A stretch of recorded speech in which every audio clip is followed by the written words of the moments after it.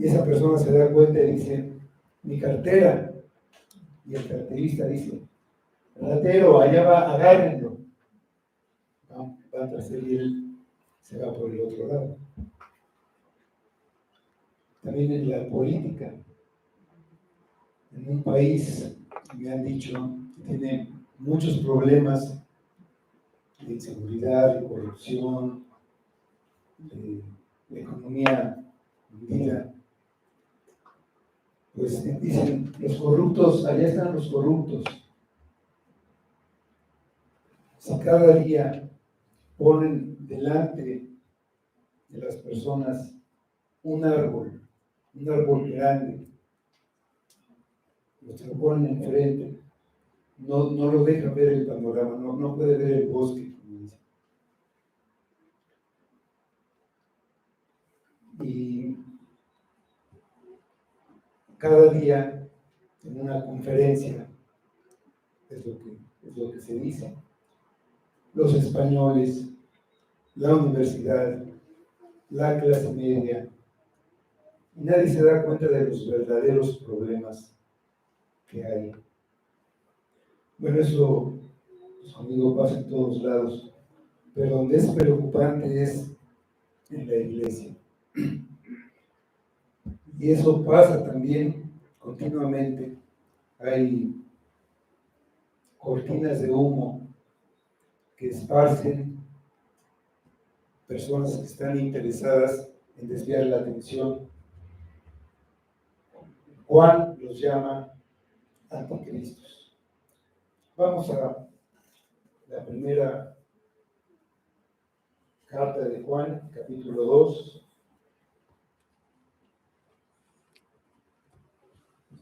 Versículo 18. Dice, hijitos, ya es el último tiempo, y según vosotros oísteis que el anticristo viene, así ahora han surgido muchos anticristos. Por esto conocemos que es el último tiempo. Vamos a orar. Señor, pedimos tu gracia, tu sabiduría, tu espíritu sobre todo para que hables a nuestro corazón, nos ayudes a entender tu palabra, a ver en ella pues, tus instrucciones, tus mandamientos para nosotros en este tiempo en el que estamos viviendo, que eso cambie nuestro corazón, nuestra manera de vivir, de ver las cosas, entendiendo cuál es tu voluntad y a qué es lo que nos estamos enfrentando en el mundo en el que vivimos, así como nos advierte Juan, que no amemos el mundo de las cosas que están en el mundo, que podamos ver esos peligros y que tengamos la voluntad de obedecerte para podernos a salvo. Ayúdanos, Padre, ayuda a tu iglesia, te pedimos por los que por alguna u otra razón no pueden estar aquí, que también abra sus ojos y los proveas de alimento para sus almas, que sabemos que nada puede sustituir estar en este culto, en tu presencia, en comunión con el pueblo de Dios. Pedimos todo para tu gloria, lo pedimos en nombre de Cristo. Amén.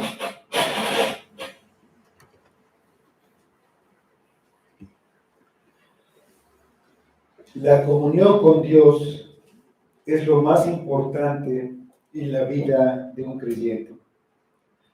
Si no se tiene una vida en común con Dios, si no se vive bajo su luz y su guía, toda su vida es un fracaso.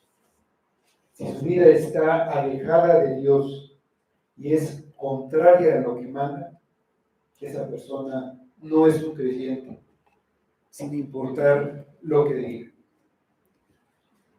El pecado es lo que rompe la comunión con Dios. Y hay una filosofía de vida, una manera de vivir común a todos los seres humanos, que fue introducida e impulsada por Satanás desde el jardín del Edén. Esa manera de vivir es contraria a Dios, y Juan la llama mundo en esta carta.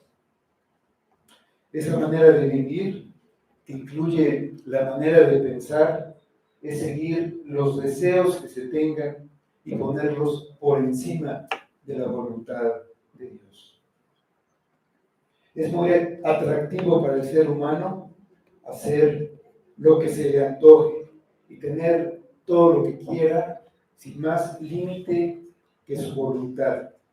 Es ser como Dios, decidiendo lo que es bueno para él según el ofrecimiento del diablo para hacerlo caer. En el mundo hay muchas cosas codiciables y el hombre cree que si las tiene estará satisfecho, será feliz. Algunas cosas se desean para apropiárselas y gratificar los sentidos, como pudiera ser la comida. Otras se codician para disfrutarlas sin apropiarse, como pudiera ser tener la música, por ejemplo, como la finalidad de la vida, vivir para la música. Nada debe estar por encima del amor a Dios, porque se convierte en un ídolo. Otro elemento de la vida mundana es la vanagloria de la vida, que es jactarme de lo que tengo, de lo que soy. Es cuando me defino a mí mismo ante otros con mis títulos, mis logros, mi reputación, mis ingresos o mi apariencia. Todo esto viene del sistema mundano, no del Padre. Y es de lo que el creyente debe huir, debe alejarse del mundo, no amarlo ni las cosas que están en él. Este sistema, estos deseos y todo lo que está en el mundo va a desaparecer. Pero el que hace la voluntad de Dios permanece para siempre. El amor por el mundo indica la falta de amor por Dios y evita que se tenga una comunión verdadera con Él. El último tiempo, dice Juan, hijitos, ya es el último tiempo. Juan está hablando del mundo y dice, ya es el último tiempo. Nuevamente se dirige con cariño a sus hijos espirituales. Estaban expuestos al mundo que los podía hacer tropezar. Siendo ya anciano, con su autoridad de pastor, les advierte del peligro en que se encuentran dentro de la comunidad cristiana en la que están. Entiende los ataques a los que están expuestos. Ha observado la oposición del mundo contra el Evangelio y cómo ese sistema influye a la iglesia. Ya es el último tiempo. Es una idea que repite al final del versículo que dice, por esto conocemos que es el último tiempo. Esa repetición indica que es algo importante en el tema que está empezando a desarrollar, es la oposición a Cristo en este mundo, de parte de falsos maestros que usurpan el oficio de Cristo como verdadero maestro e introducen falsas doctrinas. y es una característica del último tiempo. Este último tiempo inició con la venida de Cristo a esta tierra y terminará cuando Él regrese. Entonces Juan no está tratando de definir el tiempo del fin, cuándo es el fin del mundo, el cual nadie sabe. El último tiempo es un largo periodo indeterminado. Debe entenderse como una era, equivalente a los postreros días, es usada por otros autores, como por ejemplo, en esos postreros días nos ha hablado por el Hijo, como dice Hebreos, o en primera de Pedro 1:20, hablando de Cristo, Pedro dice, ya destinado desde antes de la fundación del mundo, pero manifestado en los postreros tiempos por amor de vosotros. El tiempo que estamos viviendo es el último tiempo. Cuando termine esta era, vendrá la eternidad. No hay más que esas dos eras definidas en la Biblia. Este tiempo y el siguiente, que es la vida eterna. Vamos a ver en Marcos 10:30, vamos a verlo nada más en un versículo. Dice, que no reciba 100 veces más ahora, en este tiempo, casas, hermanos, madres, hijos y tierra, con persecuciones, y en el siglo venidero, la vida eterna. Este tiempo, el siglo venidero, no hay más. Existen unos acontecimientos para la llamada hora final o el tiempo del fin, el último instante de la historia de la humanidad, fue profetizada por Cristo. En Mateo 24, en los versículos 33, también el 36, dice, así también vosotros, cuando veáis todas estas cosas, conoced que está cerca, a las puertas. En el versículo 36 dice, pero el del día y la hora nadie sabe, ni aun los ángeles de los cielos, sino solo mi Padre. Entonces, no se debe confundir el tiempo del que habla Juan, pensando que está hablando del fin del mundo. Él y los demás apóstoles vivían con la expectativa del regreso de Cristo, que podía ser o puede ser en cualquier momento. Pero Juan tiene en mente un periodo de tiempo, no un acontecimiento. Este periodo es en el que Dios llama a la salvación, no va a añadir nada a su palabra, ni va a hacer nada más para salvarnos, porque la obra de redención está completa. Cristo en la cruz exclamó, consumado es, consumado. Ahora esperamos la consumación del reino con la venida del Rey. Este tiempo de espera, que es el último tiempo, es el último tiempo porque esperamos la eternidad. El anticristo, y según vosotros oísteis, el anticristo viene.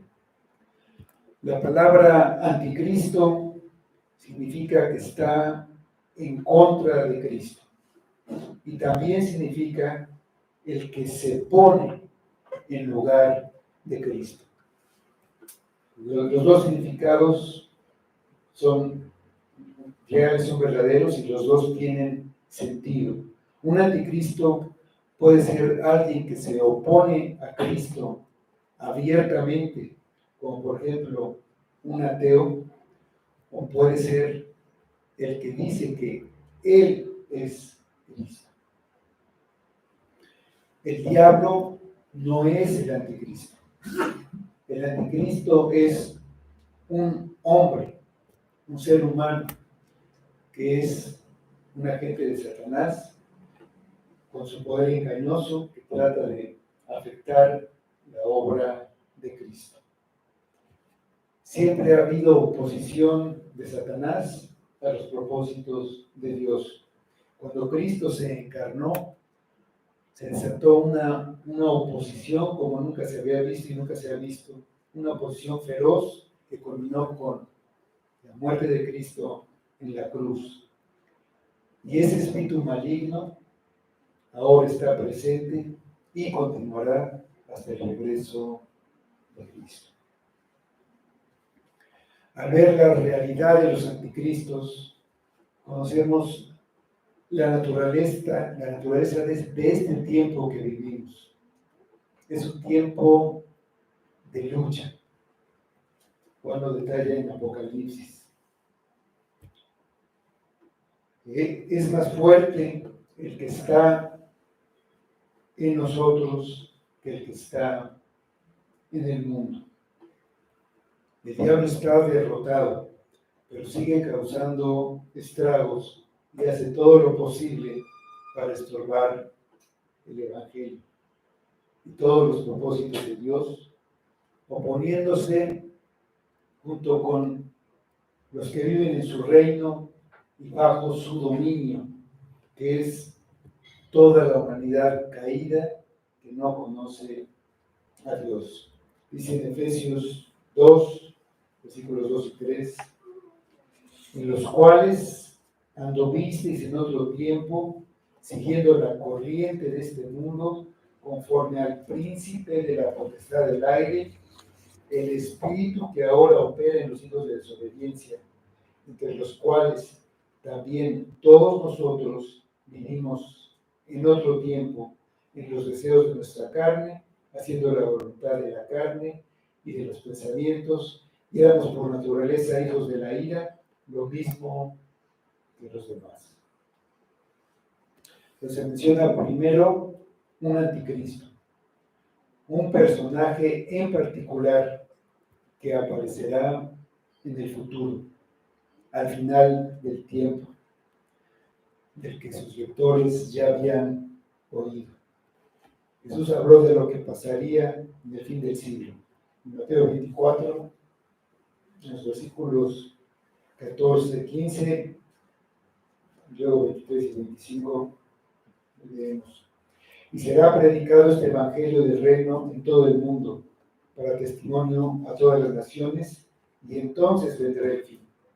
Por tanto, cuando veáis en el lugar santo la abominación desoladora del que habló el profeta Daniel, el que lee, entienda. Los versículos 23 a 25. Entonces, si algunos dijere, mirad, aquí está el Cristo, o mirad, allí está,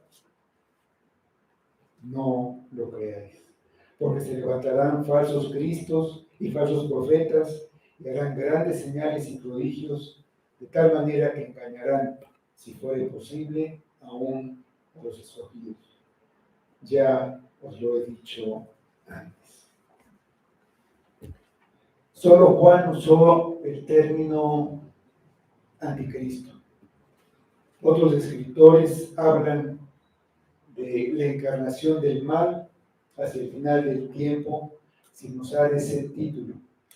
Pablo escribió en 2 de Tesalonicenses, capítulo 2, versículos 3 a 5.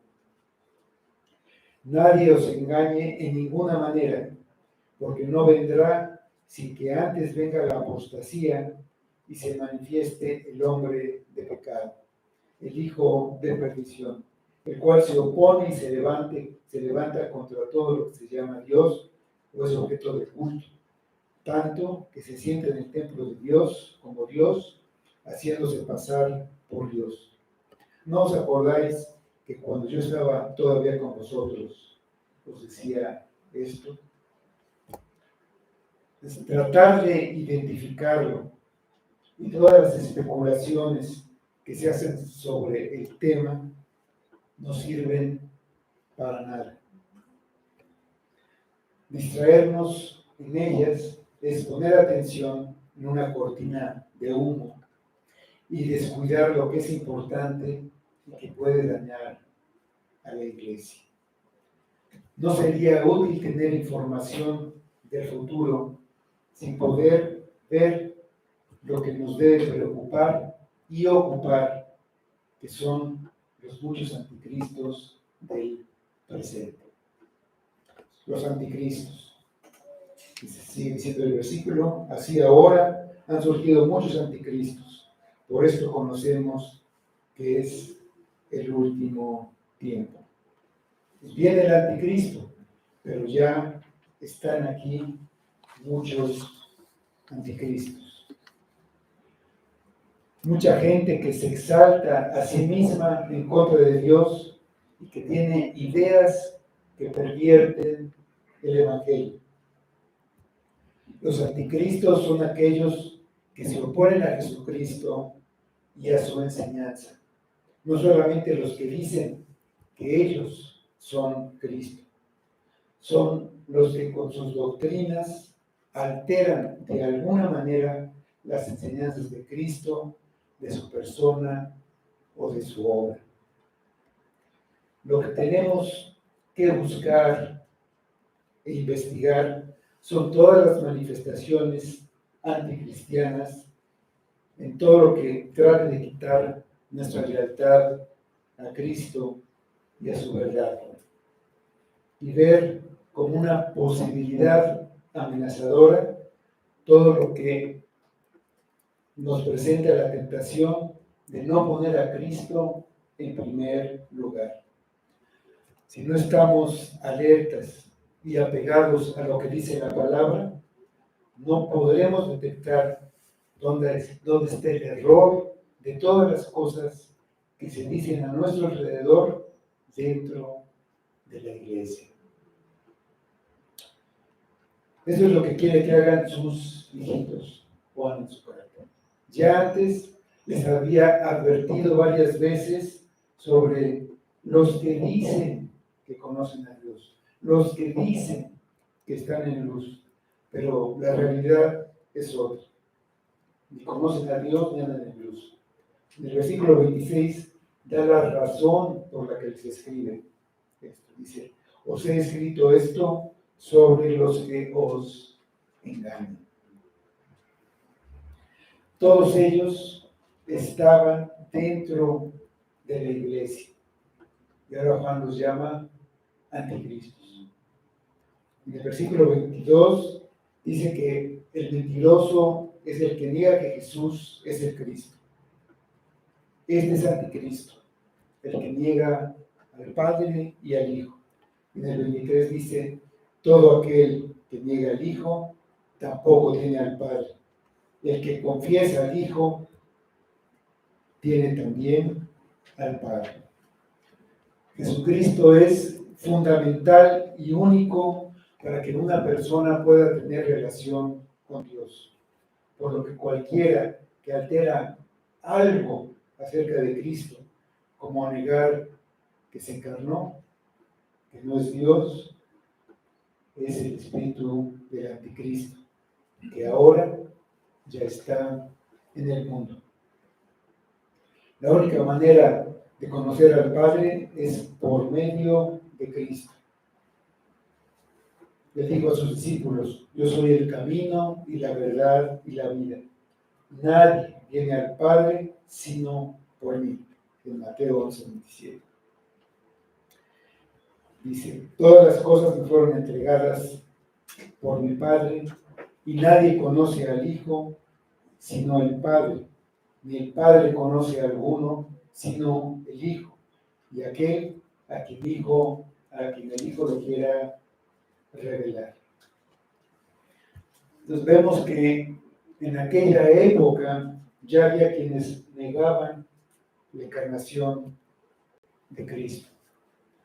Decían que su cuerpo no era real, que era aparente, que era una apariencia. Enseñaban que la materia era mala, por lo que si Cristo era Dios, no podía tener un cuerpo material.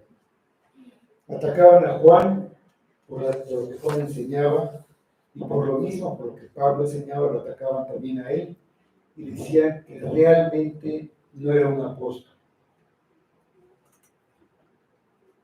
Judas los denunció en su carta y también Pedro. En Pedro 2.1, segunda de Pedro 2.1 podemos leer. Pero hubo también falsos profetas entre el pueblo, como habrá entre vosotros falsos maestros que introducirán encubiertamente herejías destructoras y aún negarán al Señor que los rescató, atrayendo sobre sí mismos destrucción repentina. Estos anticristos negaban al Señor que los rescató. Estaban entre el pueblo de Dios y atacaban el fundamento apostólico, el cimiento apostólico. Si lograban destruirlo, lograrían destruir la iglesia. La iglesia está fundada sobre ese fundamento. Dice Efesios 2:20, edificados sobre el fundamento de los apóstoles y los profetas, siendo la principal piedra del ángulo Jesucristo mismo. Estos anticristos siguen estando entre nosotros, muchas veces con las mismas herejías de entonces, escondidas de diferentes formas y otras más modernas, pero todas con el objetivo de destruir la iglesia de Cristo. Las advertencias sobre el anticristo y los anticristos fueron dadas desde el principio, porque la iglesia debe contender ardientemente por la fe que le fue entregada una vez. No debemos nosotros ni nadie cambiar.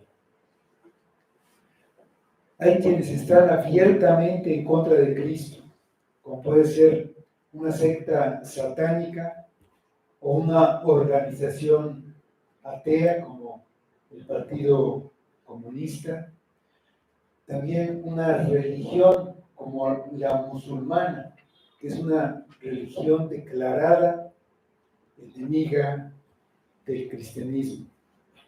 Esas son fácilmente identificables y nadie va a ser engañado por ellas, porque es notorio que están en contra de Cristo y todos sus seguidores también. Ningún cristiano va a abrazar sus ideas. El peligro está dentro de la iglesia. Son personas con reputación, con personalidad atractiva, exhiben conocimiento, de alguna u otra manera, erudición, saben muchas cosas. Pablo había dicho a los ancianos de esa misma iglesia, de esa iglesia de Éfeso, a la que escribe Juan, en Hechos 20, 29 y 30, porque yo sé que después de mi partida entrarán en medio de vosotros lobos rapaces que no perdonarán al rebaño. Y de vosotros mismos se levantarán hombres que hablen cosas perversas para arrastrar tras sí a los discípulos. Los anticristos empiezan en la iglesia. Algunos, al no ser regenerados, salen de ella porque no son de nosotros.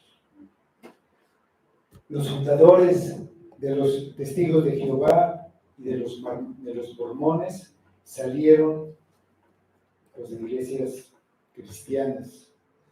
Se dicen cristianos, pero los testigos de Jehová no creen en la Trinidad, no creen que Jesús sea el Dios Todopoderoso.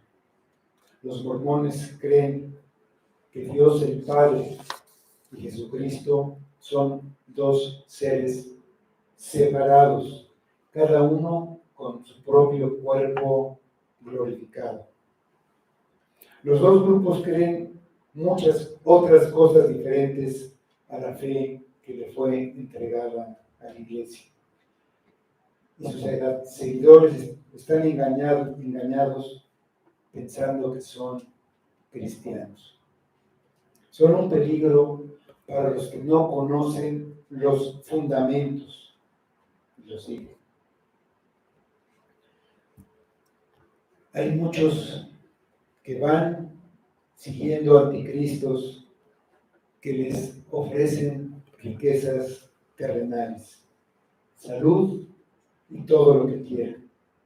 Les ofrecen el mundo, las cosas atractivas que están en el mundo, por medio del llamado al Evangelio de la prosperidad, de la confesión positiva, o palabra de fe, la superfe, el yo declaro, yo decreto. Su lema es: decláralo, reclámalo y hazlo tuyo. Este es un evangelio que se ha desviado completamente de lo que oímos al principio, y es el espíritu del anticristo. Sin embargo, hay anticristos incrustados en la iglesia que siguen haciendo su labor destructiva desde dentro.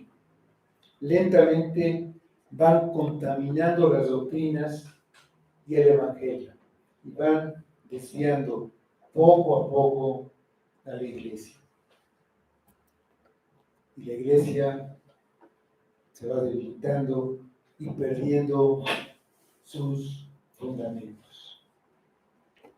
En la iglesia primitiva, en esa iglesia que leemos en la carta de esos primeros años, el ataque contra ellos, contra la iglesia, comenzó introduciendo dudas sobre la palabra de Dios, sobre su autoridad, sobre su suficiencia. Muchos años después se creía en la palabra, pero también en las tradiciones de la iglesia, en los concilios, en las bulas o decretos papales. Con la autoridad de la palabra disminuida, otras doctrinas fundamentales también se fueron perdiendo, como la de la justificación solo por la fe. La teología de la Iglesia de Roma sostiene que el sacramento del bautismo purifica, justifica y santifica al pecador,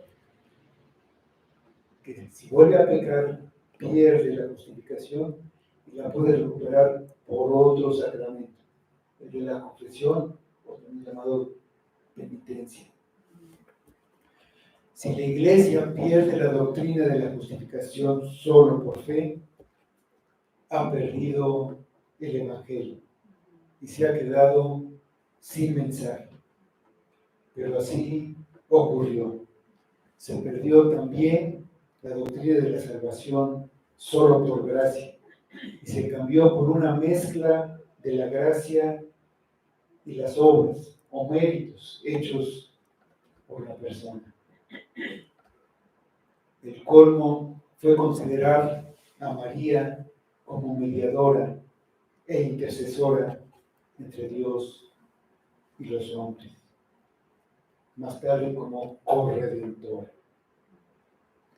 También se consideró intercesores a los llamados santos, cuando el único mediador es Cristo. En la Reforma, Dios despertó a su pueblo verdadero para que regresara al fundamento apostólico. Y el rito de la Reforma fueron las 5 solas: solo la Escritura, solo la fe, solo la gracia, solo Cristo y solo a Dios la gloria.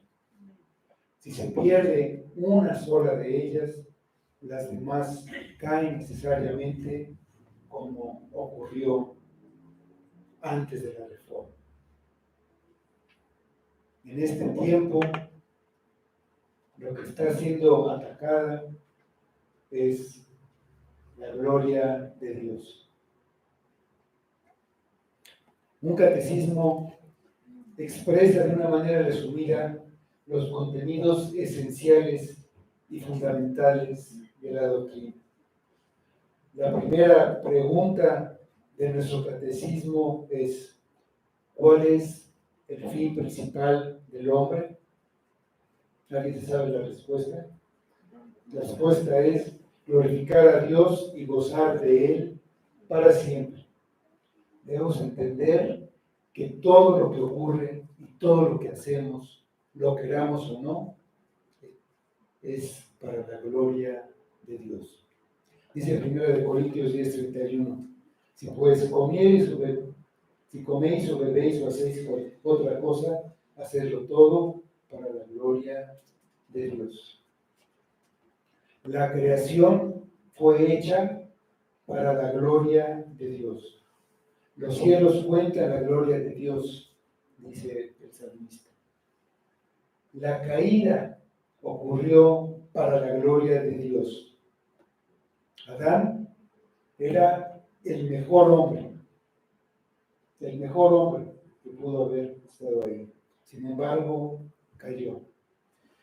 Suponiendo que Adán hubiera resistido la tentación y que ahora todos los seres humanos viviéramos en el paraíso, la gloria sería para Adán, nuestro paladín, nuestro héroe. Dice Isaías: yo, Jehová, este es mi nombre y a otro no daré mi gloria. Isaías 42:8. La caída ocurrió para un fin mejor. Dios permitió la caída para su gloria. En su infinita sabiduría, Él siempre usa el mejor medio para lograr el mejor fin. El mejor fin es la gloria de Dios. Solo Él tiene un valor trascendente, porque todo lo demás es su creación. Esta doctrina es fundamental en la fe reformada y está siendo atacada por anticristos desde dentro de la iglesia de varias maneras. De una manera sutil y lentamente están introduciendo ligeros cambios en la manera de entender las doctrinas. Lo hacen mediante una combinación de verdad y falsedad. Mientras más verdad contienen, son más difíciles de detectar. El humanismo es el caballo de Troya que se está usando. Se resalta el valor del hombre como lo más valioso y se dice que Dios ama al hombre, lo que no se puede negar. Pues la Biblia dice que Dios muestra su amor para con nosotros y que siendo aún pecadores, Cristo murió por nosotros. También dice: de tal manera amó Dios al mundo que ha dado a su Hijo. Sin embargo, Dios ama a sus elegidos en Cristo porque están en Cristo, no por ellos mismos. Salva a su pueblo para su gloria, por amor a su nombre. Claro, ama a su pueblo porque se lo dio a Cristo, no por el pueblo. Dice Ezequiel 36:22. Por tanto, di a la casa de Israel: así ha dicho Jehová el Señor, no lo hago por vosotros, oh casa de Israel, sino por causa de mi santo nombre, el cual profanasteis vosotros entre las naciones a donde habéis llegado. Por la gloria de Dios. Lo importante es su nombre. Él había prometido, Él hizo un pacto. Su gloria es que lo cumpla a pesar de un pueblo desobediente y pecador. Al que Dios ama verdaderamente, sobre todo, es a su Hijo Jesucristo. Dice Juan 3:35. El Padre ama al Hijo y todas las cosas ha entregado en su mano. En el Salmo 2 dice, honrad al Hijo para que no se enoje y perezcáis en el camino. A pesar de esto, se ha impulsado la idea de que el amor al prójimo es lo más importante, aún más que el amor a Dios. Algunos han llegado a decir que no debemos venir a la iglesia en tiempo de pandemia, que está mal porque pone en peligro a los asistentes, y eso es no tener amor al prójimo, aunque la palabra de Dios mande asistir los domingos. Seguir a Cristo siempre ha tenido un costo alto, muchas veces la muerte. Así era para los primeros cristianos bajo la persecución. Si no adoraban al César, al circo, a los leones. Más tarde en la Reforma, si no se sometían a la autoridad del Papa, eran quemados en la hoguera. Las pruebas obran para fortalecer la fe del creyente, pero sobre todo para darle la gloria a Dios. Job dijo, Job sometido a una prueba terrible. Si lo vemos en el libro de Job, Job fue entregado a Satanás. Y eso resultó en la gloria de Dios. Dice Job, he aquí, aunque él me matare, en él esperaré. Y sigue diciendo, y él mismo será mi salvación, porque no entrará en su presencia el impío. Job 13, 15 y 16. La fe verdadera ve más allá de este mundo que es pasajero.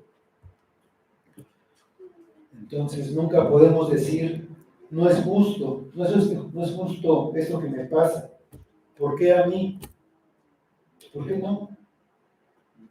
Siempre será justicia, aunque parezca que los malvados se salen con la suya. Vendrá la muerte y ahí podremos poner los ojos, será cuando Cristo arregle todas las cosas.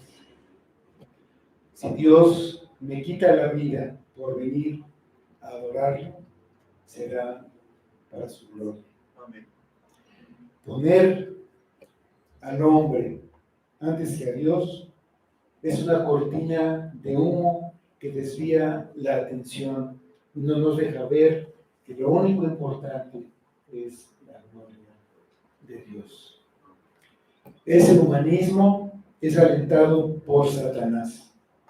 Desde el jardín del Edén trató de que el hombre se considerara a sí mismo como más importante que Dios.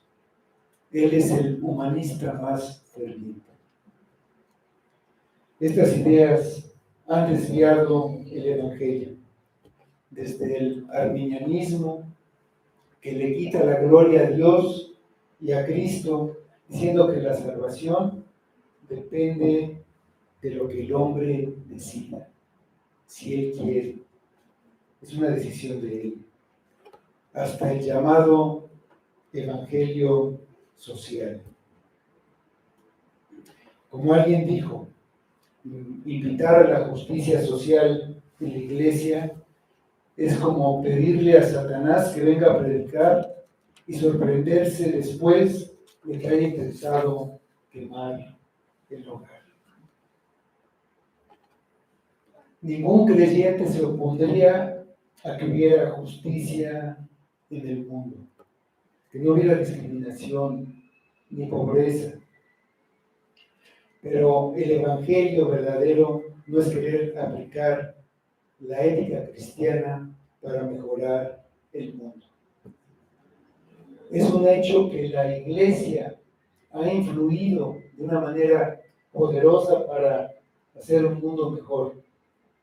Pero eso no ha sido cuando ha sido de una manera obligar al hombre a que se comporte bien, como por ejemplo cuando en el Imperio Romano se hizo obligatoria el cristianismo bajo pena de muerte, o en la Inquisición, que también era por la fuerza.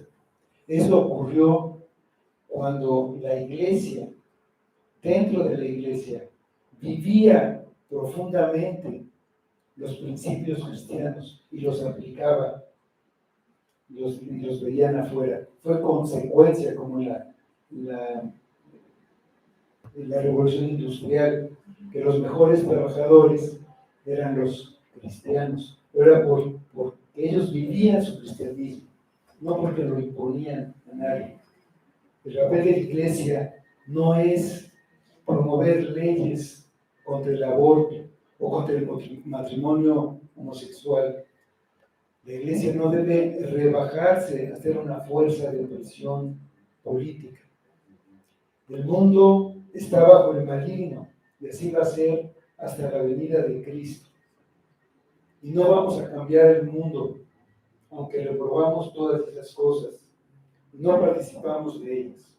La tarea que tenemos es hacer discípulos predicando el Evangelio, enseñándoles que guarden lo que Él mandó, para que Dios salve a su pueblo y lo añada a la iglesia para que lo adore.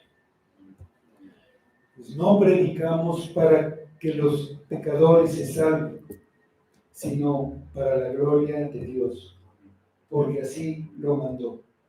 Si Dios salva a alguien, es porque es uno de sus elegidos que todavía estaba en el mundo. Y si lo saca de ahí, será para su gloria. Y si otros se pierden, será para la gloria de Dios, será glorificado por su justicia. Pase lo que pase, siempre será para la gloria de Dios. Tenemos el ejemplo de Cristo. Él vivía en una de las sociedades más injustas y corruptas de la historia. Su pueblo estaba conquistado, dominado por el Imperio Romano, y los dirigentes de Israel se aliaron con estos invasores para oprimir más al pueblo. Pero Cristo no hizo un llamado para un cambio político, ni siquiera por medios pacíficos. Él dijo: el reino no es de este mundo. No vino a la tierra para ser un reformador político o social. El evangelio que Jesús predicó no tenía que ver con la reforma social, la justicia social o el cambio político. En lugar de intentar cambiar gobiernos, instituciones que están formadas por personas, Jesús vino a cambiar los corazones de las personas. Predicó el poder salvador del Evangelio y la obra transformadora del Espíritu Santo. Sí, Jesús mostró una profunda compasión por los pobres, por los enfermos, por los desposeídos y por los marginados de la sociedad. Él los sanó, pero antes de atender sus necesidades físicas o emocionales, primero se ocupó de sus necesidades espirituales. Aquel paralítico, estando paralítico, le dijo: tus pecados te son perdonados. Eso era más importante que pudiera saltar y correr. También lo hizo, pero antes se ocupó de sus necesidades espirituales. Él estaba más preocupado por el estado de sus almas y predicó el arrepentimiento del pecado a través de él, para que comprendieran que el destino eterno era mucho más importante que sus circunstancias aquí en la tierra. En la parábola del hombre rico y Lázaro, el hombre rico tenía todas las ventajas sociales posibles. Ese hombre pasaba la eternidad en el infierno, mientras Lázaro, el más pobre de los pobres, con necesidades sociales extremas, era consolado en el cielo. No podemos esperar justicia en esta vida. Cuando Cristo regrese, restaurará la justicia. Cristo salvó a su pueblo, el pueblo que Dios le había dado, para que ellos pudieran ver la gloria de Cristo. Para eso somos salvados, para ver a Cristo en toda su gloria. Y ese es el mayor gozo que un discípulo de Cristo puede tener. Dice Juan 17:24. Padre, aquellos que me has dado, quiero que donde yo estoy, también ellos estén conmigo, para que vean mi gloria que me has dado, porque me has amado desde antes de la fundación del mundo. Lo que debemos tener claro es para qué y por qué hacemos lo que hacemos. Si no lo hacemos para la gloria de Dios, lo estamos haciendo para nuestra propia gloria. Gloria al Padre, gloria al Hijo y gloria al Espíritu Santo. Dispersa todo el humo que está a tu alrededor y mira a Cristo. Mira la gloria de Cristo. Busca la gloria de Cristo y ven a Cristo para su gloria y para tu salvación. Vamos. Señor, te damos gracias nuevamente por tu palabra y también por tu presencia entre nosotros. Te pedimos, Señor, que tú obres en la iglesia, tú ves los peligros en los que estamos, cómo estamos siendo desviados, atacados por ideas pues de todo tipo, pero que quitan la atención de donde debe estar, de Cristo, de su gloria, de la eternidad, del reino que viene, del rey que viene. Que no nos desviemos, que no nos distraigamos con tanta cortina de humo, con tantos anticristos, Señor. Que podamos recurrir siempre a tu palabra, que nos des la claridad para en ella encontrar la respuesta. Obra en nuestro corazón y en nuestra mente, obra en esta iglesia. Tú sosténla, Señor, como debe de ser, como un faro de luz en un mundo en la oscuridad. Salva a tu iglesia, obra en ella, Señor. Lo pedimos para tu gloria, en nombre de Cristo. Amén.